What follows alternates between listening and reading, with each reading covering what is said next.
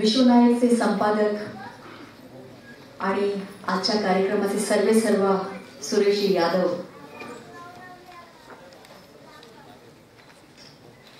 सुहासिनीताई केकाणे, माझ्या जीवलग सखी, अगदी कमी वेळामध्ये त्या माझ्या सखी झाल्या,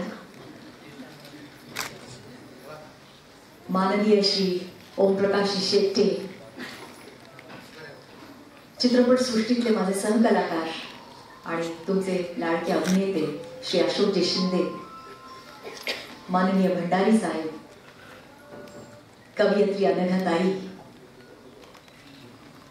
आता जे पुढे प्रसिद्ध नट होणार आहेत असे सिद्धार्थ,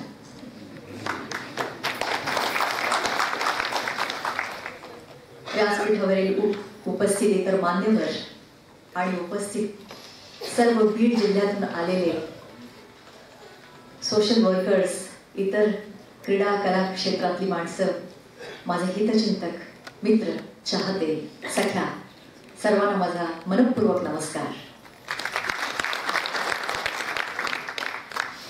सुरेशजी जेव्हा प्रथम माझ्याकडे आले आणि सुहासिनीताई त्यांनी आपलं कार्य मला सांगितलं, सगळ्यात आधी ते मला खरं म्हणजे मागच्या वर्षीच ते मला बोलवत होते ह्या कार्यक्रमाला, पण मागच्या वर्षी काही प्रायर कमिटमेंट असल्यामुळे मी येऊ शकले नाही.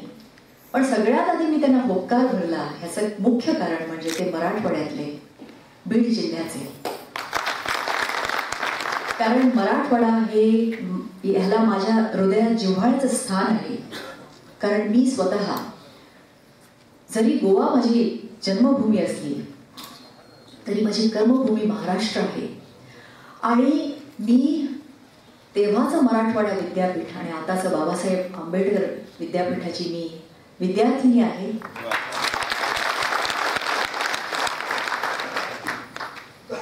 स्वर्गीय लक्ष्मणराव देशपांडे हे मला गुरुस्थानी होते. मराठवाड्याच्या अनेक आठवणी आहेत. जेव्हा गोवा सोडून मी औरंगाबादला प्रथम गेले तेव्हा मी अगदी घाबरीघुबरी झाले होते.